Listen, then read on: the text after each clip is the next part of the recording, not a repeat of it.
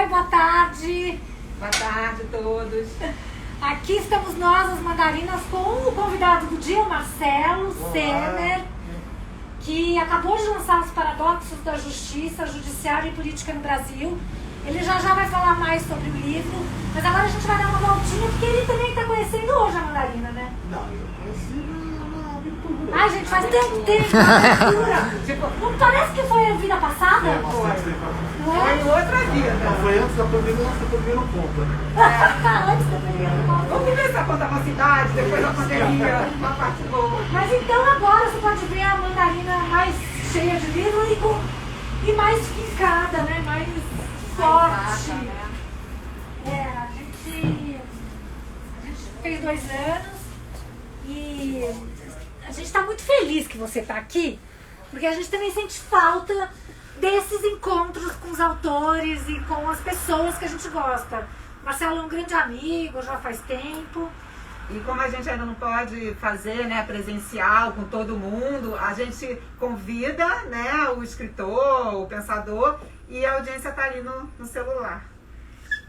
E também isso Mas dos eles já autógrafos. estão abertos, vocês podem vir aqui na Mandarina, Rua Ferreira de Araújo, né? 373. 373 para aqui em São Paulo. Aqui, essa rua é cheia de restaurantes legais, né? Então, já dá um passeio todo por aqui, né? E por enquanto que a gente não pode, por enquanto não dá pra abrir pra autógrafo, sabe? Como a gente fazia. Então é isso. São autógrafos, o ao vivo é rapidinho, mas é especial. Então essa é a mandarina, Marcelo. Ele até já comprou livro, já chegou antes, já conversou, já comprou 2 livros. O da Mari Carrara, o do Renan Quinalha. Eu comprei aqui da Mariana Carrara, Isso. que é minha amiga, e ele também é meu amigo, do Renan Quinalha. Olha. Renan, Que estará aqui, o Renan vem, a Mari já veio. Hoje é o dia do Marcelo. E vamos sentar ali, Marcelo, porque daí a gente Marcelo fala. vai autografar, vai falar um pouquinho do livro, né? Vamos lá. Eu vou pegar os livros aqui. Estão aqui. Esses e aqueles também, por favor. Então vamos lá. Acompanhem os autógrafos do Marcelo Semer. Aqui é uma caneta.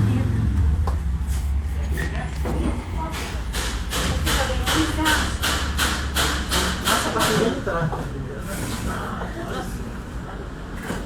Tá muito apertado? Não.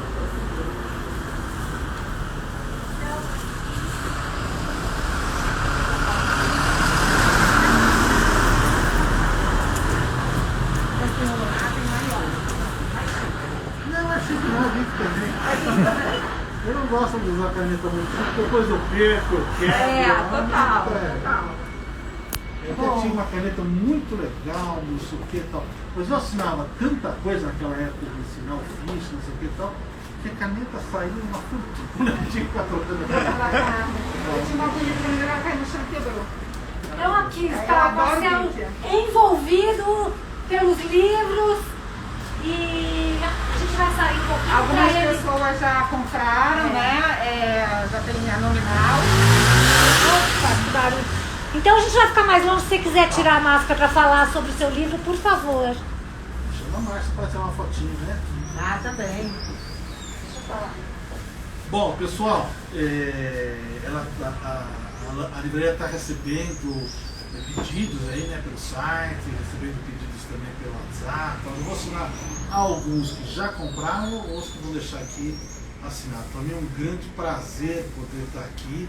Infelizmente ainda não dá para a gente fazer aquele lançamento presencial com muita gente, etc. Então tem que se cuidar, né, nesse momento.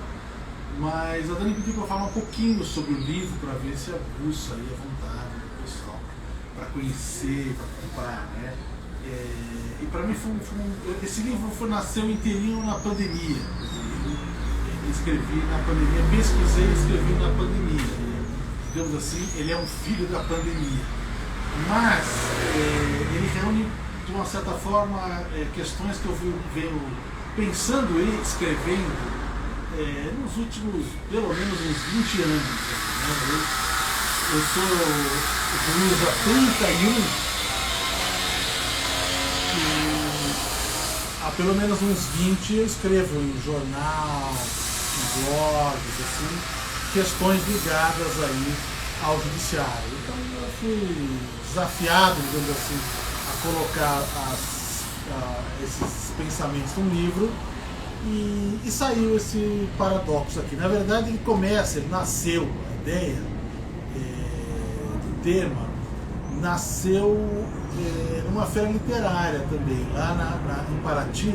Eu participei daquela FLIPEI, que era a Feira Literária das Editoras Independentes, aquela que ficava no barco lá, off Paraty, né, off Paraty.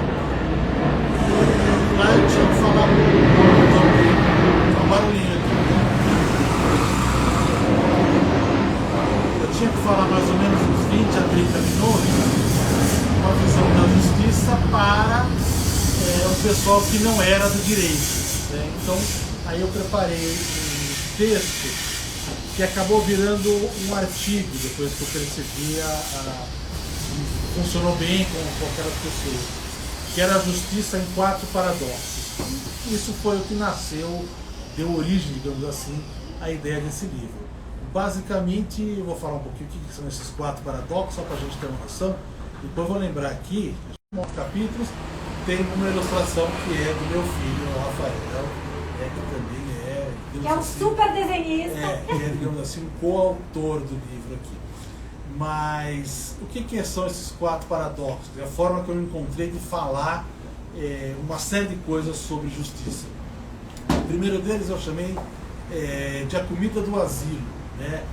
E eu estou pegando aqui emprestado uma historieta do Woody Allen, né? Do Annie Hall, Noivo Neurótico, Noiva Nervosa.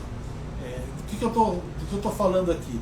Estou falando que nós estamos vivendo um momento onde o judiciário está numa credibilidade baixa. Você nunca lembro de ter vivido um momento como esse, onde existe uma descrença tão grande no judiciário, mas ao mesmo tempo uma procura incessante. Uma procura não apenas de volume de processos, mas de competências. Todo mundo quer ter a sua questão levada ao judiciário, inclusive as questões políticas, as questões de governo, enfim, então todo mundo traz. Então a historieta que o Woody Allen conta é de 2 senhoras que moram no asilo, né? Uma fala para a outra assim: nossa, mas a comida aqui é muito ruim. E a outra responde: o pior é que é pouca, né? Então é mais ou menos isso a relação que as pessoas têm com o judiciário, né? É uma comida ruim, mas elas querem comer a todo tempo.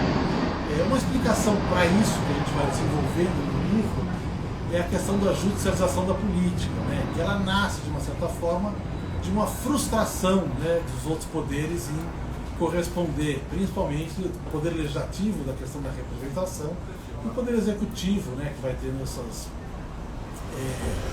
austeridades, enfim. Então as pessoas não conseguem ter os seus apelos no judiciário, no executivo, vão buscar no judiciário, né? Um autor francês que eu gosto muito e cito aqui, o Antoine Garrapon, que também é juiz, mas é um cientista político. Ele escreveu um livro nos anos 90, chamado, 1990, né, chamado O Guardião das Promessas, que é mais ou menos um pouco aquilo que tem expectativa do juiz. Obviamente que você vai carregar tantas promessas sobre o judiciário que obviamente ele vai acabar frustrando. E o problema grande da judicialização à política é que ela acaba levando a politização na justiça. E aí vai chegar no meu segundo paradoxo, que é o que eu chamei de protagonismo submisso.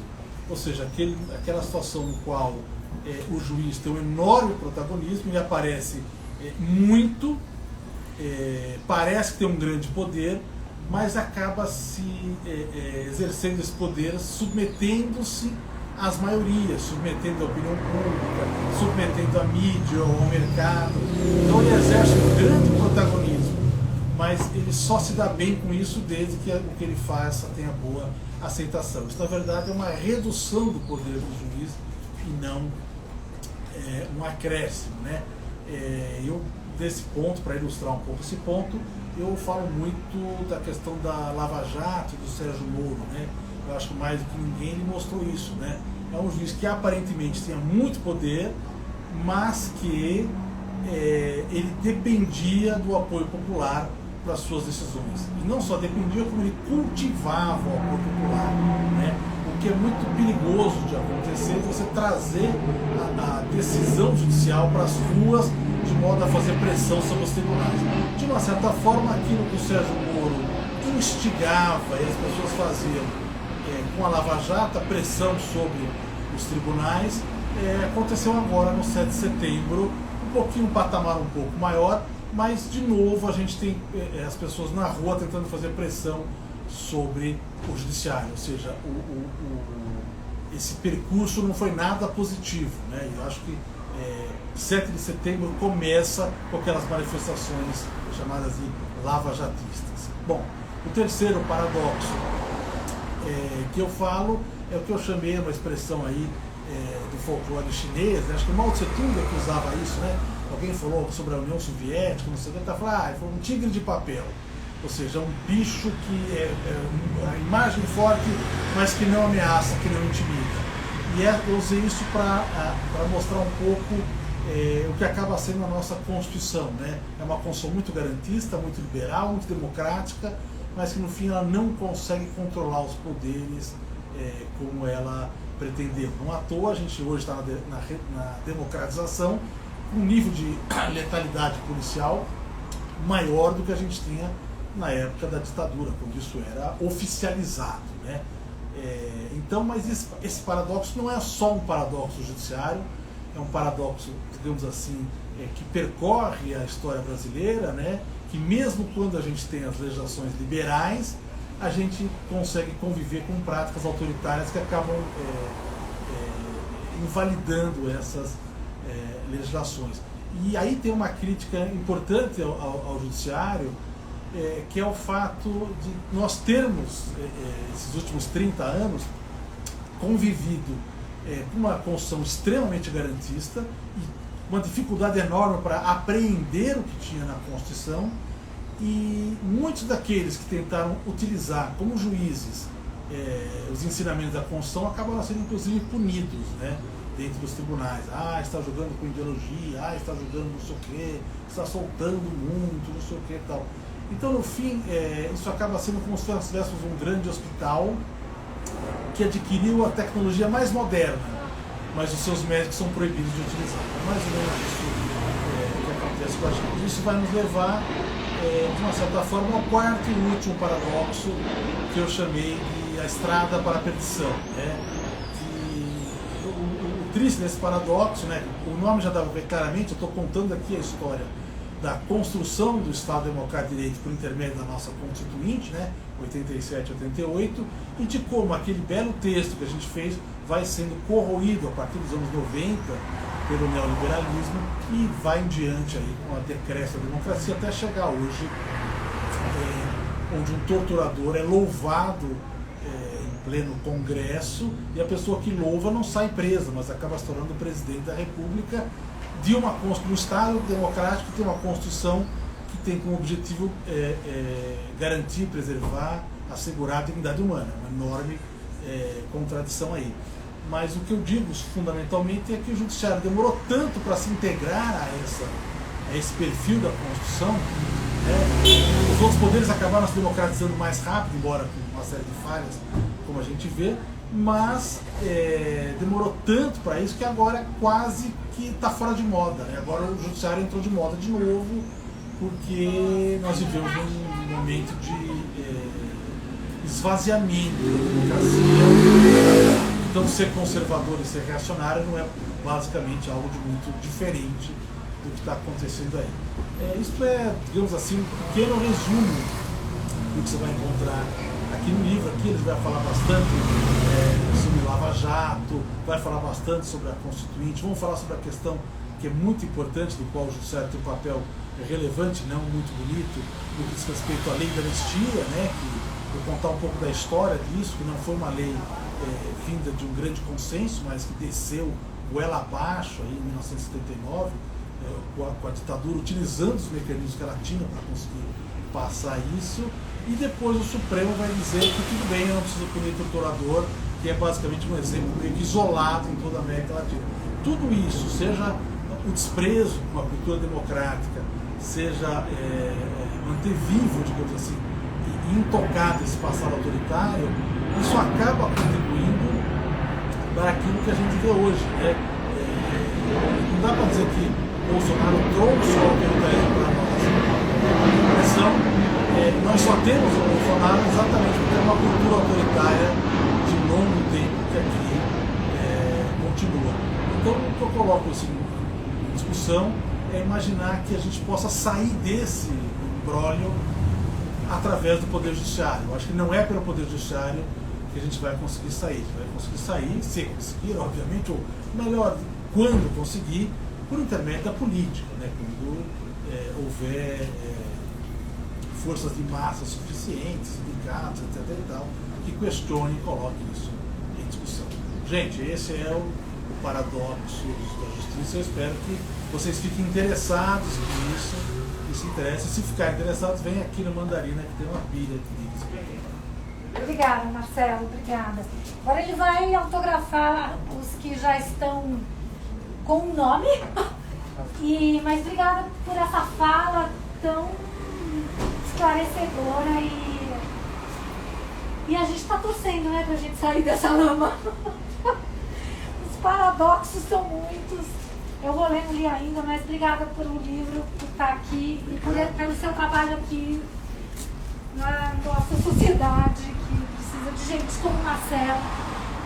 Vamos com força e coragem, porque tem que ter coragem, né? Obrigado pelo apoio. E então aqui, são esses, ele vai começar. Pera um pouquinho, antes de eu assinar, deixa eu pegar 2 minutinhos aqui para mostrar aqui a ilustração do Rafael. Rafa. Então é que é, né? Pode mostrar com calma, porque daí você vai começar. Olha que lindo. Esse aqui é o número 2, na verdade. Né? Legal.